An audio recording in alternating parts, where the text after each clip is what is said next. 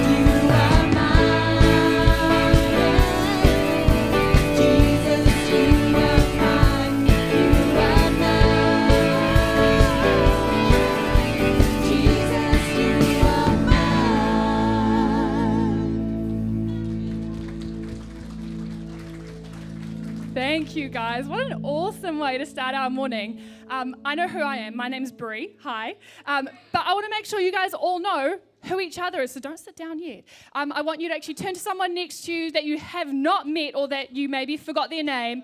Tell them your name. Make sure you know who each other is. Move across the room if you need to. There's honey in the rock, water in the stone, manna on the ground, no matter where I go. I don't need to worry now that I know everything I need you've got. There's honey in the rock, yeah. Praying for a miracle, thirsty for a living well. Only you can satisfy. Sweetness at the mercy seat, now I've tasted. It's not hard to see. Only you can satisfy. Yeah, there's honey in the rock. There's honey in the rock. There's honey in the rock. There's honey in the rock. Yeah, freedom where the Spirit is, bounty in the wilderness. You will always satisfy. Yeah, there's honey in the rock, water in the stone, manna on the ground, no matter where I go. I don't need to worry now that I know everything I need you got. There's honey in the rock, purpose in your plan, power in the blood, healing in your hands. Started flowing when you said it is done.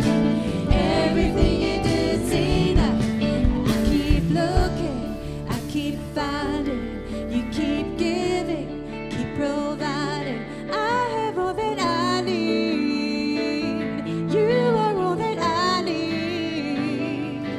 I keep praying, I keep moving, I keep praising, you keep proving. I have all that I need. You are all that I need. I keep looking, I keep finding, you keep giving, keep providing. I have all that I need. You are all that I need. I keep praising, you keep moving, I keep praising, you keep proving. I have all that I need. I have. You are all that I need. I have all that I need. You are all that I need. Yeah. There's honey in the rock, water in the stone, manna on the ground, no matter where I go. I don't need to worry now that I know everything I need you got. There's honey in the rock, purpose in your plan, power in the blood, healing in your hands. Started flowing when you said it is done. Jesus, Jesus, you are enough. There's honey in the rock. Ooh, there's honey in the rock. There's honey in the rock. There's honey in the rock. Oh, how sweet it is to trust in you, Jesus. Oh, how sweet it is to trust in you, Jesus. Oh, how sweet it is to trust in you, Jesus. Amen. This next song we're about to sing, it's based on a story in the Bible, quite a well-known parable of Jesus walking on water. So the story goes, he calls Peter, his disciple, to walk towards him. And at first, Peter, his eyes were on Jesus, so his vision led him towards him. But then along the way, he got distracted by the waves that surrounded him. And I was thinking, I too am like Peter. I have this trust in God, and I believe that Jesus saved me, but I get distracted by waves of temptation or being overwhelmed with work, and that can slowly sink. But the beautiful thing about Jesus in this story is that he saw that there was a need for Peter and he saved him.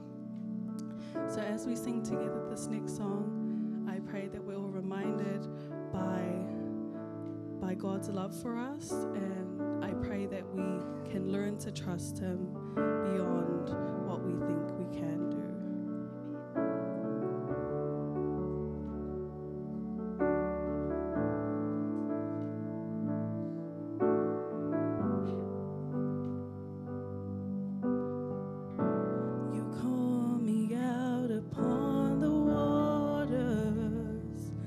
Great unknown, where feet may fail, and there I find you in the mystery, in oceans deep, my faith will stand,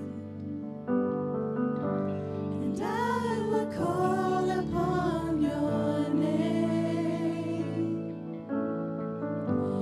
Keep my eyes above the waves. When oceans rise, my soul will rest in your embrace.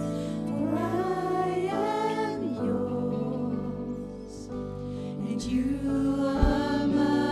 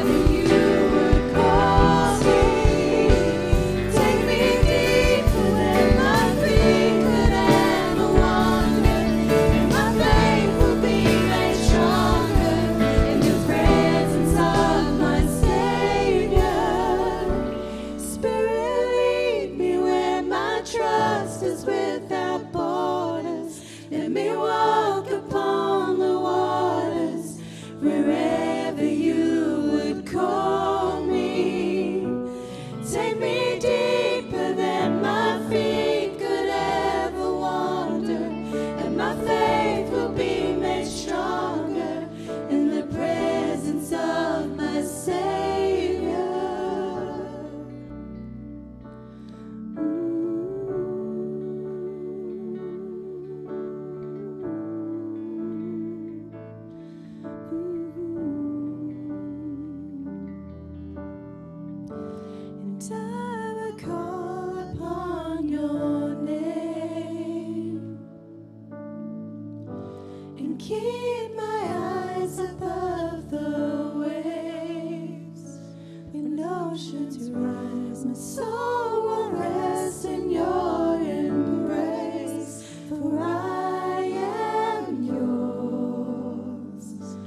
and you are mine.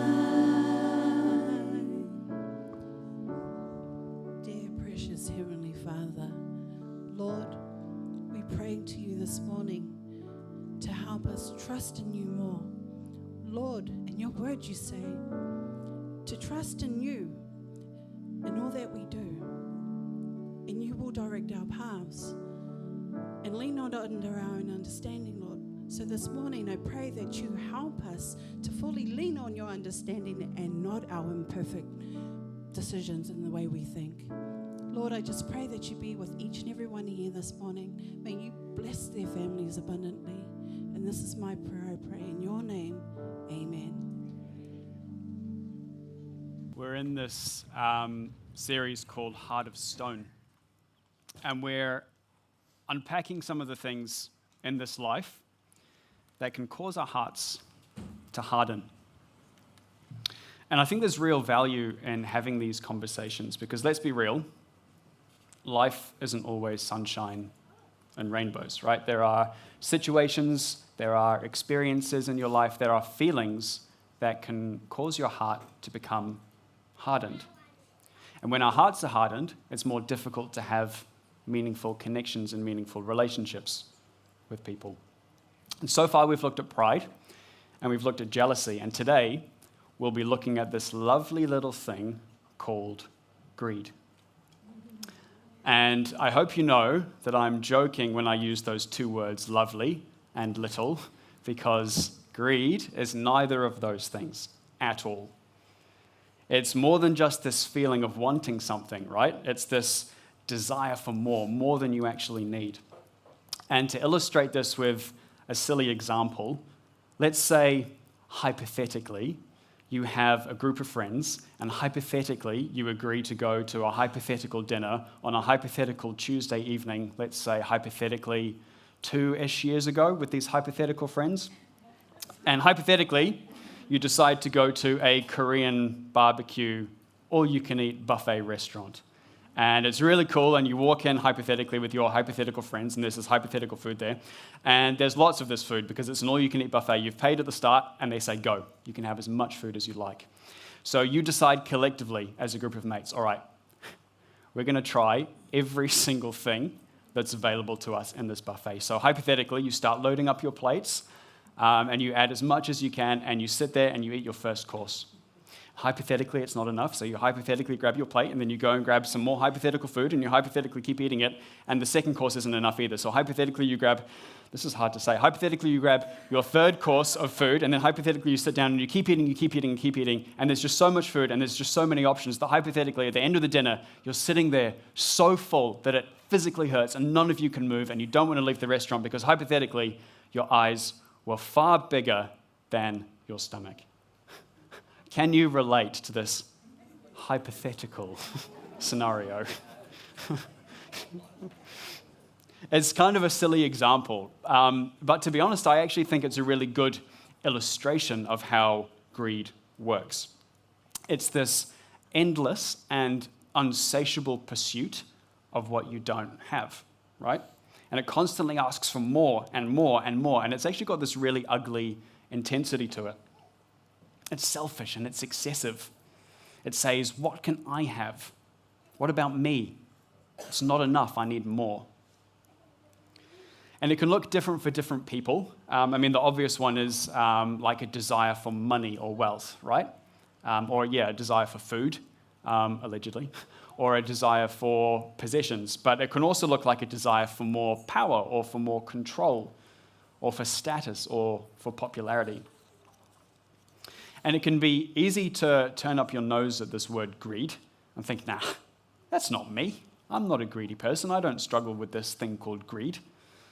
But I challenge you, actually, to be open-minded this morning, to be willing to actually explore this together. And I think that we all want to become the best versions of ourselves, right? Because then we'll be better equipped to handle what life throws at us. But we can't do that unless we're willing to look inwardly with honesty, right? And truly self-reflect, which can be a little bit scary, but it's how we grow. So to kick things off, I want to try a little experiment this morning. You guys ready? No. I heard a no. Lucy says no. Everyone else ready, though? Yeah, great. Okay, Lucy, you can take part anyway. You'll take part anyway. Thank you. Let's say that you and I are hanging out. Okay, we've gone to a cafe, we're going to grab a coffee, and we have a lovely time. Let's be real. The conversation's flowing. The coffee's great. It's the perfect day outside. But when we're ready to leave, and we walk up to the counter to split the bill, I realize that there has been an actual catastrophe, and I've left my wallet at home. I'm a fool. And the bill came out to $7 per person, but I've got no way of paying it, and I feel terrible, truly terrible for putting you in this situation. But can you please raise your hand if you would be prepared to shout me the coffee? 100%, bro? Thanks, Michael. That's awesome. I'll come and see all of you guys afterwards. Okay.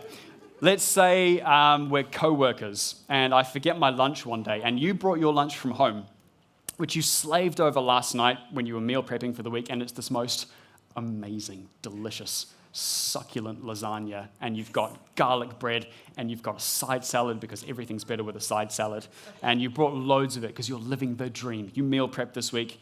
You were amazing. Congratulations to you. But I brought nothing because I totally left my egg sandwich in the fridge at home this morning. Can you raise your hand if you would be prepared to share some of your food with me so I don't go hungry? Okay, there's slightly fewer hands. I think I'm learning who my true friends are this morning. Noted. Okay, you don't have to raise your hands for any more of these ones because we're going to go a little bit bigger, and I'm definitely not trying to shame or guilt anybody this morning. But still answer these questions in your head and be honest with yourself because these might get a little bit trickier. Let's say you're driving home from dinner one night and you need some petrol in your car so you can get all the way home because you're running low on gas. And it's dark because it's nighttime and the cashier has locked the door and they've switched over to that horrible night pay window. And you notice someone one pump over who's also lost their wallet like I did at the coffee shop. It happens. And they're clearly a little bit distressed because they've filled their tank, but they've got no way of paying for it. Do you shout that stranger $100 so they can pay for the full tank of gas? Although, let's be real, it's probably more than $100. It's probably like $150, $180. Or how about this? The person in front of you at the supermarket checkout has just had their entire week's worth of groceries scanned, and it's come to $300. But their card has declined, and their kids are sitting in the trolley screaming, wanting to go home. Do you shout the stranger $300 worth of groceries? It's getting hard now, isn't it? We'll do one more, and we'll switch gears just a little bit. Think about one object or possession that you love most in this world. One thing that holds real value or real significance to you. Mine is my new guitar, okay? Nobody's allowed to touch my new guitar. No one's even allowed to breathe on it. Yet, give it time, let's be real. But think about what that object is for you and visualize it in your head for a second, something that is of real, genuine value to you. And then let's say somebody who you don't really know that well desperately needs that thing and it's urgent, but they're notoriously clumsy. Okay, so if you lend them this thing, it's probably going to come back with a couple knocks, a couple scratches. It won't be in that pristine, perfect condition anymore. But you would be doing them a massive favor if you lent it to them. Do you let them borrow it? I actually think I'd find that quite hard with the guitar, to be honest. Come and let me know later on, by the way, what your object was, because I'm genuinely curious to know what those are. But the reason that I wanted to start with this experiment today is not to guilt you or not to shame you or not to make you feel bad or accuse anybody of being greedy. But I did want to show how none of us are completely immune to holding onto our money or this love of things that are above our needs, right? These things that we have in life. So if any of those scenarios challenged you this morning, then I'd encourage you to, keep your ears open as we have this conversation this morning about greed. Sound good? Sweet. Awesome. Before we go further, I think it's worth highlighting quickly that there is a big difference between greed and need. Because as human beings, we all have needs that quite literally need to be met in order to survive and in order to feel safe. And these are things like oxygen, so we can breathe, food and water, so that our bodies can function, shelter and warmth, so that we can survive. But it also includes things like a safe community and feeling loved. And those are some of our most basic fundamental needs as human beings. But there's also this category that appears in the middle here called your wants. And these are things that we want to have in order to enhance our quality of life. But they're not strictly necessary for survival. They don't fit into that category of need. Maybe it's a car to make it easier to get around, or it's a phone because that makes it easier to communicate with people. Like, you don't technically need those things to live, right? But they definitely make life a lot more easy. Most people like to have them. But the step beyond that is greed. It's that selfish, recurring desire for even more. It's never satisfied. You get the thing that you want, but then it's not long before that thing is not enough. You're still left feeling like you need the next one, the upgrade, the more and the more. Now, the Bible gives us plenty of warnings against greed because it is so destructive. And I'm not going to show you all these verses today, but you can look them up. You can go and find them. If you go onto that YouVersion Bible app and you type in the word greed, you will find that there is heaps of stuff that the Bible warns us about greed. But regardless of whether or not you're a follower of Jesus, or even if you believe in God or you don't believe in God, I think we can all agree that very simply, greed is bad. Okay, to put it really, really simply. It leads us down this road of wanting more and of chasing more and desiring more. And quite frankly, it is endless. It damages relationships and it takes our focus away from the things that matter most. Maybe you've been there before and you've seen firsthand how damaging greed is. Or maybe you're even there now. Or maybe it's something that you'll face in the future. But either way, I think this is a conversation worth having today so we can avoid being stuck in greed by exploring how we can fight against it. And I think the best way that we can fight something is by learning how to understand it first. Because if we understand its ins and outs, then we can learn where to focus our attention to truly interrupt that cycle of greed. So this morning, I would love to show you how I think greed works and ultimately how we might be able to fight it. And full disclaimer, I'm not a psychologist, okay? These are just some observations that I have had about greed that I'd love to share with you this morning. And I like to look at greed as being this cycle with three main components to it. And the first is this: the feeling of discontentment, okay? It's a lack of being content, or this feeling of dissatisfaction with what you currently have, or being dissatisfied with your circumstances, wishing things were different than the way they are. And this feeling actually stems from a deeper underlying cause, and that underlying cause could be one of many things. I wrote a few down. I'm not going to spend too much time on them, but maybe your underlying cause could be selfish ambition or competition, or comparison, or a feeling of insecurity or low self-esteem.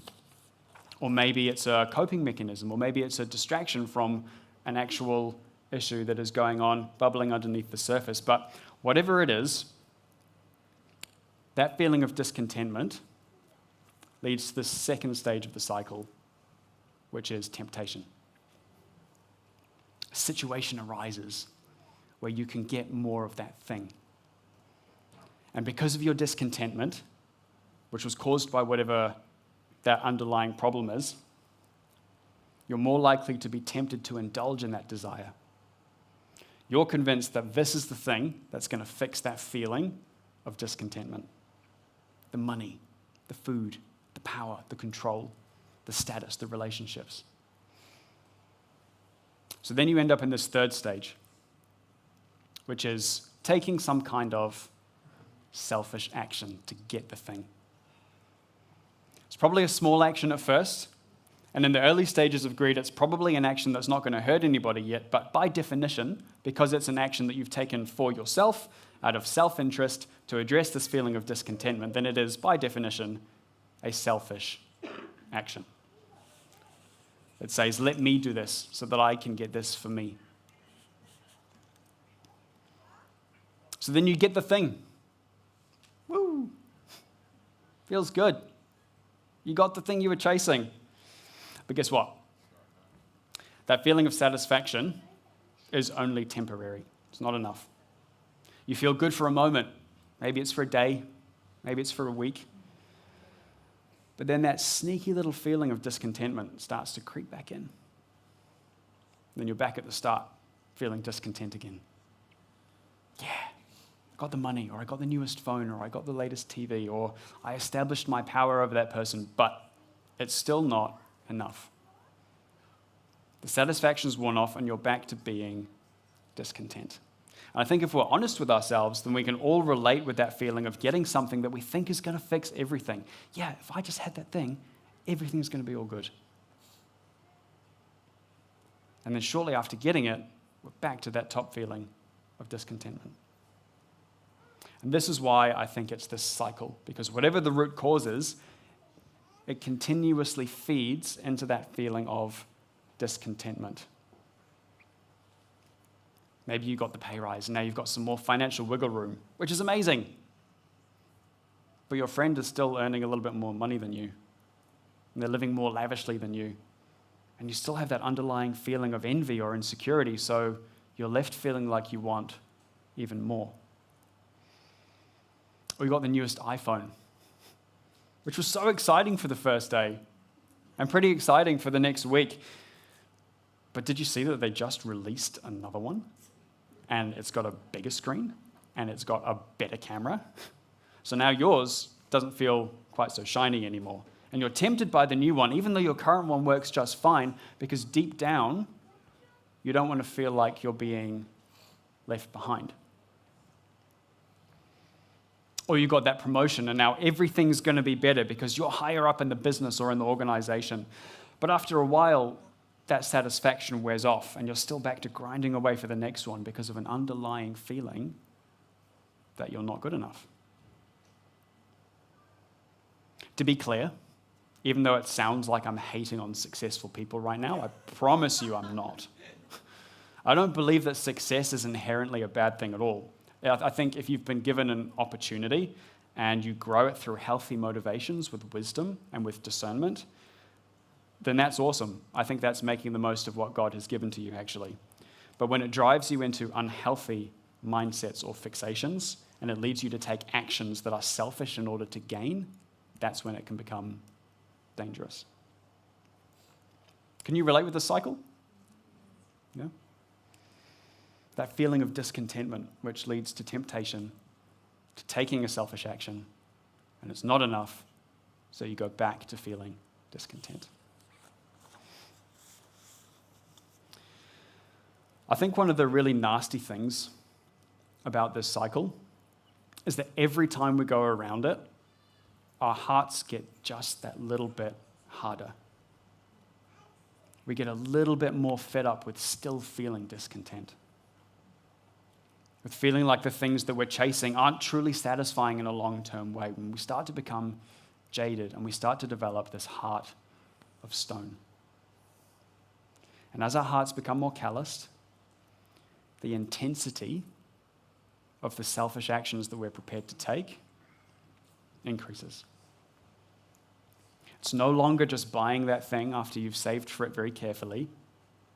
It's turned into spending your money recklessly, and now you can't afford to pay your bills. Or it's no longer just being mindful of keeping your tax bill down. It's turned into lying about how much money you're making so you pay less tax.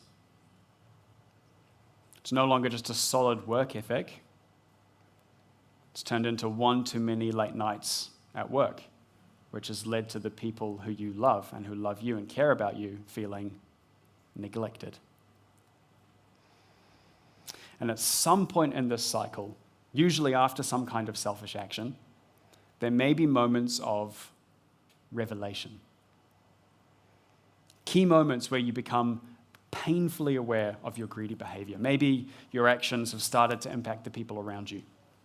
You were so caught up in the desire of chasing whatever it is you're chasing after that you didn't even consider how it might hurt somebody or neglect someone. Or perhaps you've overstepped one of your own boundaries that you've set for yourself, and now you're the one who is hurt.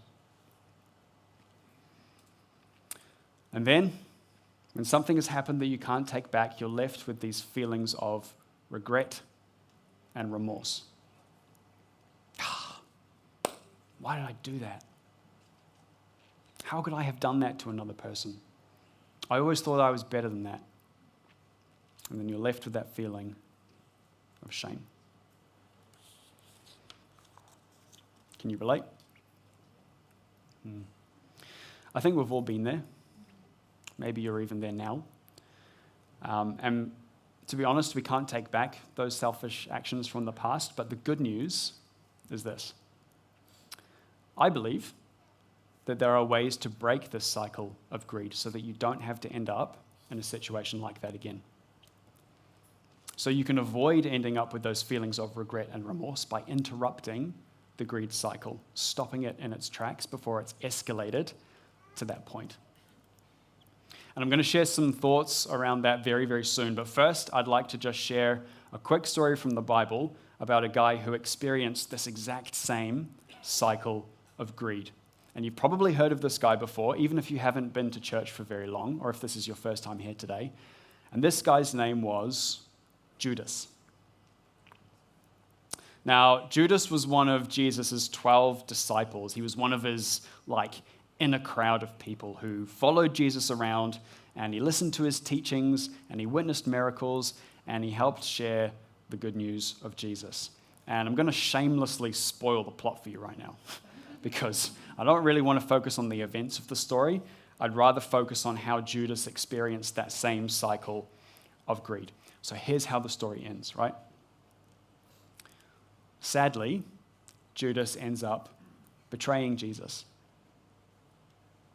He hands Jesus over to these authorities who are looking for him, and he does this for money. This then leads to Jesus being arrested and ultimately killed by being crucified on the cross. And it seems crazy to me that one of the people who was closest with Jesus would turn around and betray him for a little bit of cash. But I think it highlights just how destructive this cycle of greed can become if it isn't interrupted. And I do believe that it is clear that Judas was in this cycle of greed. In fact, it's recorded in the Bible that Judas was actually a thief. That's a fact. He stole. He took what didn't belong to him. He was greedy for money. And we can see an example of this in the book of John. In chapter 12, Jesus is being hosted in a house for dinner, when this lady called Mary pours this really expensive perfume on Jesus' feet. But Judas had a real problem with this, and we can see it in verse 4. One of his disciples, Judas Iscariot, who is later to betray him, objected. Why wasn't this perfume sold and the money given to the poor? It was worth a year's wages. Seems like a pretty valid concern, to be fair. Maybe there could have been a legitimate opportunity to sell the perfume and make lots and lots of money, and then use that money to help those who needed it. But then we read the context that's provided to us in the very next verse, in verse 6. He did not say this because he cared about the poor, but because he was a what? A thief. As keeper of the money bag, he used to help himself to what was put into it. Woo. John, bringing the heat, calling Judas out. John writes that Judas didn't care about the poor at all. He was a thief, and he used to help himself to what was in the money bag. Clearly, he was dissatisfied or discontented with what he had, to the point where he used to steal. Not good. And the underlying cause is a little unclear, but he's clearly discontent with what he's got because he's prepared to steal. He's in that cycle of greed. And he really takes his greed to the next level when he betrays Jesus. And his temptation and his selfish actions escalate to the extreme, which we can follow along in Matthew 26. One of the 12, the one called Judas Iscariot, went to the chief priests and asked this question. Listen up to this. What are you willing to give me if I deliver him over to you? So they counted out for him 30 pieces of silver. From then on, Judas watched for an opportunity to hand him over. Did you see the question that he asked? What are you willing to give me? That's pure greed right there. He's seen this opportunity to gain something for himself by handing Jesus over, and he doesn't even know what they're offering at this point, but he knows that he can get something. He's met with temptation, that second stage of the cycle, and he gives into it by accepting those 30 pieces of silver. And then comes the selfish action. Judas actually does betray Jesus, which leads to his arrest and ultimately his death. All for some money.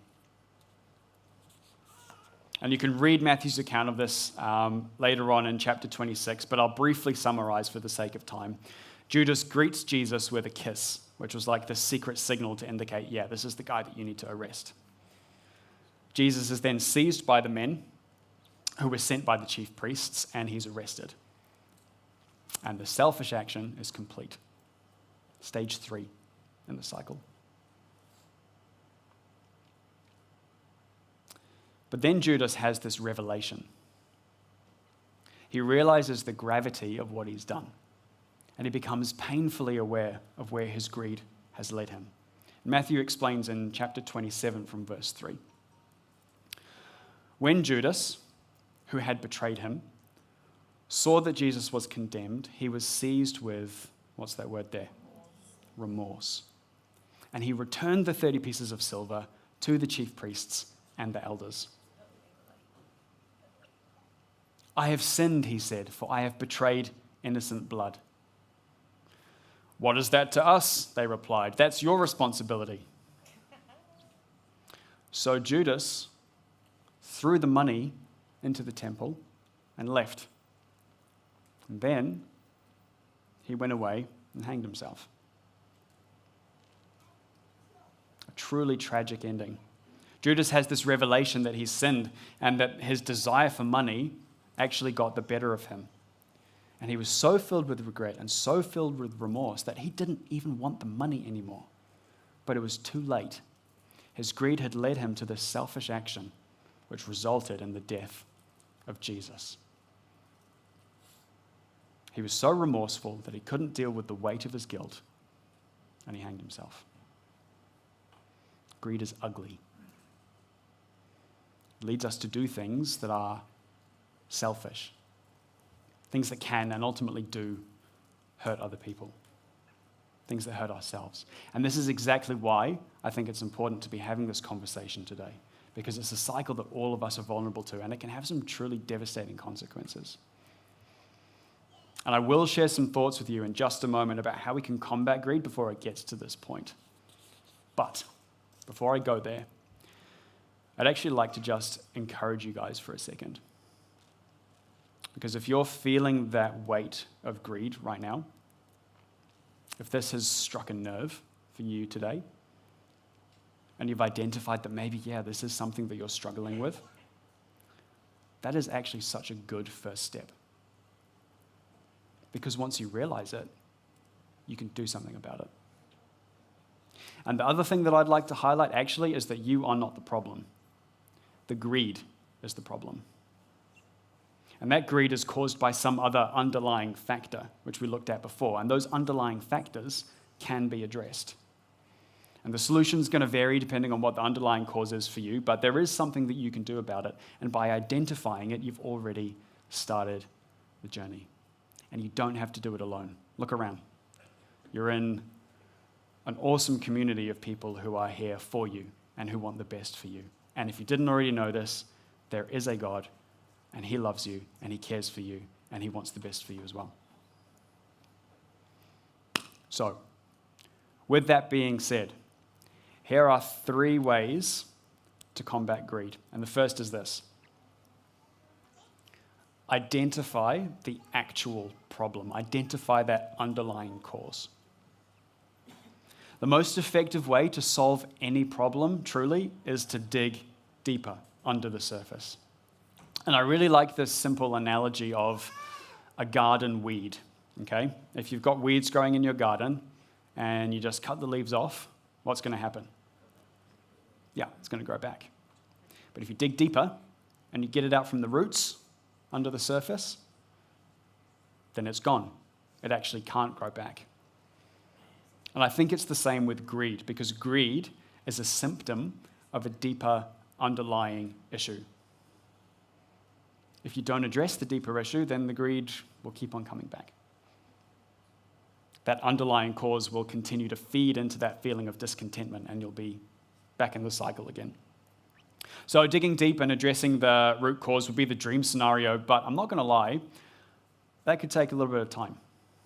It could be a little bit complicated, and there's no one-size-fits-all for this, because everybody's circumstances and situations are a little bit different. And truly, I wish I could tell you this morning exactly what you needed to do in your scenario to address that root cause for you. But the best thing I can do this morning is suggest some starting points. And the first one is this. It's this idea of self-reflection. I'd encourage you guys, don't overlook the power of spending time reflecting back on your week or back on situations that ended badly.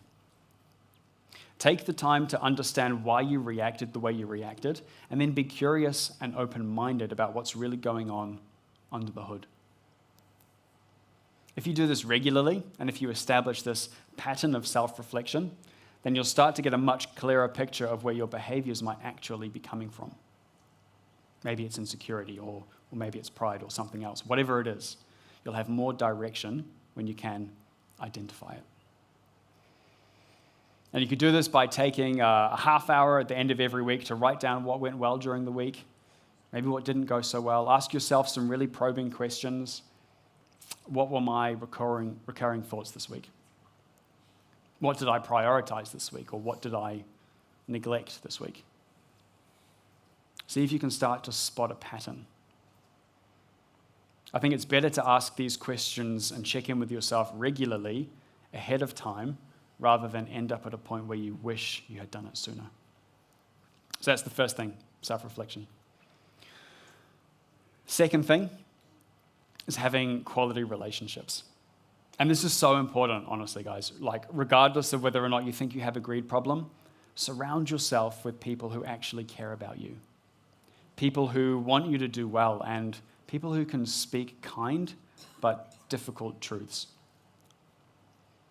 Have conversations with those people who are closest to you, who you trust the most, and ask them honest questions, but then be willing to receive that feedback. And that feedback might challenge you. They might be able to help you identify some blind spots that you have, which could lead to shedding some light on what's actually causing that feeling of discontentment in the first place. The third thing is this: therapy or counseling. Okay? If you need help beyond what your friends or family are able to provide, or if you're serious about really getting under the hood of your behaviors, there is zero shame in going to see a therapist or going to see a counselor. There are trained professionals out there who can help you make sense of what's going on, and they can help you identify whatever that underlying cause is, and then help you to take active and practical, made a new word, proactive, active, practical steps towards actually addressing that underlying issue. Practive, thank you. The fourth thing you can do is this, is prayer. And I encourage you guys to pray about it. If you don't already know this, again, there is a God who loves you and who cares for you. And you can actually pray to him, have a conversation with him. Ask him for clarity so you can understand what could be feeding into that cycle of greed, and be open-minded, truly, to what he might be revealing to you. There is power in prayer. Ask and it will be given to you. Seek and you will find.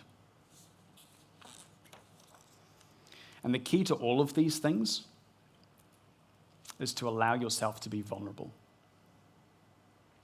It's uncomfortable sometimes to admit that you need help with something, but be prepared to ask yourself, what's going on? Do I really want that thing? Or is wanting that thing a symptom of a deeper underlying issue? And when you get to the bottom of it, be open to taking whatever steps are needed to address that issue. Because if you keep doing what you've always done, then you'll get what you've always got.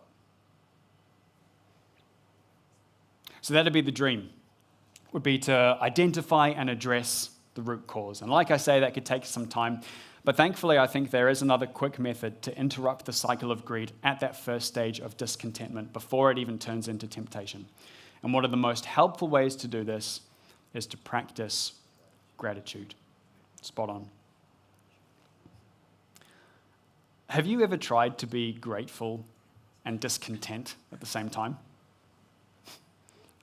It's actually really hard. I don't even know if it's possible, to be honest with you. They're almost at opposite ends of the spectrum. Discontentment says, I wish I had more. Gratitude says, I am thankful for what I already have. When you start to feel that flame of discontentment begin to flare up, and when you're dissatisfied with what you have and you catch yourself saying, man, if only I had a little bit more of that thing, then I'd be happy. Extinguish it with gratitude. Write down a list of 10 things that you can be grateful for. And it sounds like a silly exercise, and maybe you've heard this before, but seriously, give it a go. Consider the things that you already have that other people don't have. Things that you sometimes take for granted. A warm bed to sleep in at night. Access to food and access to water whenever you want it. A safe, loving community, the clothes on your back. And then, when you have your list, I encourage you to take it a step further and imagine what life would be like without those things. What would you do today if you didn't have a warm bed to go to tonight? Where would you go? What would you do if you had to go without food for a few days because you couldn't access it? Because there are people who are in those situations right now. And then with your list of 10 things, take a moment to thank God for them, one by one, individually. Thank Him for the things that He's given to you. And I'm not saying this to try and minimize anybody's feelings or to repeat that classic and unhelpful line, you're not allowed to be sad because there are other people out there who've got it way worse than you. That's not what I'm saying at all, okay? I'm just suggesting that when that feeling of discontentment creeps in, when you want more of that thing that you can't seem to get enough of, focus instead on the things that you do have. Let gratitude become the commanding thought in your mind. That is so much more constructive than allowing discontentment to fester. Because we know if you leave discontentment to fester, and if you leave it unchecked, then it will lead into temptation and then into selfish actions. And the third way to combat greed, and this is the last one that I'll share this morning, is this concept of surrender. And surrender can be an uncomfortable thought for many of us because it means acknowledging that actually we're not at the center of the universe. It means accepting that we don't know everything and that we might even be wrong about things sometimes. And spoiler alert, I hate to break it to you, but everybody's wrong sometimes. It means being okay with the fact that, we don't have everything all sorted and sometimes we need help. Paul actually writes about this concept in his letter to the church in Ephesus. And I think it's a really helpful description of what it exactly means to surrender, because it's kind of this abstract word a little bit. And we can find it in the Bible, in the book of Ephesians, in chapter 4 from verse 17. And here's what it says. Paul writes, I tell you this, and I insist on it in the Lord, that you must no longer live as the Gentiles do in the futility of their thinking. Let's It's a really interesting word, that one. Futility. It means pointlessness or uselessness. He's saying here that the way that the Gentiles are living and the way that they were thinking about life was pointless, and that we should not live that way. And he goes on to explain exactly how they were living in the next verse. They are darkened in their understanding and separated from the life of God because of the ignorance that is in them due to the hardening of their hearts. Their hearts are hardened, which has made them ignorant and separated them from the life of God. He goes on. Having lost all sensitivity, they have given themselves over to sensuality so as to indulge in every kind of impurity, and they are full of what? Greed. Paul is labeling this group of people as being indulgent, as being chasing desire, full of greed. And he's saying very plainly, don't live like that. It's useless. It's pointless. If we're truly honest with ourselves this morning, I think we know really that sometimes we can also fall into that way of thinking, with that focus on what can I get? What can I gain? Thankfully, Paul flips the script here, and he reminds us of how we can avoid this way of life and avoid this way of thinking in the very next verse. And here's what he says. That, however, is not the way of life that you learned when you heard about Christ and were taught in him in accordance with the truth that is in Jesus. He says, hey, remember what you learned when you heard about Jesus. He taught a new way to live, which is far better than being stuck in that old way of life, which is chasing your desires endlessly, that life of greed and that life of indulgence. And then he gives us this truly beautiful picture of surrender. And listen up to these last 3 verses. This is what I'll finish up on. You were taught, with regard to your former way of life, the greed, the indulgence, to put off your old self, which is being corrupted by its deceitful desires, to be made new in the attitude of your minds, and to put on the new self, created to be like God in true righteousness and holiness. To summarize what he's just said here, just to break it down and put it all onto one visual slide. Put off your old self, be made new in the attitude of your mind, and put on your new self. All of this amounts to this idea of surrender. Surrendering who you are and the things you're chasing in favor of what Jesus teaches. Lay aside that old way of thinking, consumed by greed and chasing those deceitful desires, and actually allow your mind to be made new and transformed by Jesus and his teachings. Step into the way of life that Jesus teaches us to live, because it's so much better for us. At the end of the day, really, Paul just encourages us to live our lives as Jesus taught, to be completely humble and gentle, to be patient, bearing with one another in love, not to chase after those material possessions or money or wealth or power or greed or control, but actually to surrender ourselves. We're going to close off this morning with a song today. And as we sing, my encouragement to you is not that you'll just listen and not that you'll just sing along with the words of the song, but actually allow this to be a personal moment this morning between you and God. If you didn't know this, he's here all the time. And right now is no exception. Whatever it is you've been holding on to, whatever desires you've been battling, why don't you try surrender it to him this morning? Let's pray.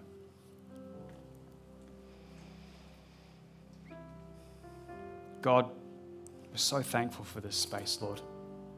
So thankful for this community of people who are just amazing. We pray for clarity, Lord. If there's something that's on our hearts this morning, if we feel like we're stuck in that cycle of greed, I pray that you'll just reveal to us exactly what's going on. Help us to have the discernment and the wisdom to understand the cause, God, and then have the courage to take whatever actions we need to take to stop that cycle, because we know really that is not the best way for us to live life. The way that you teach us is far greater than anything that we could gain from this world. Thank you for who you are, Lord. Thank you for sending your Son to die for us. We love you, God. In your glorious name we pray. Amen.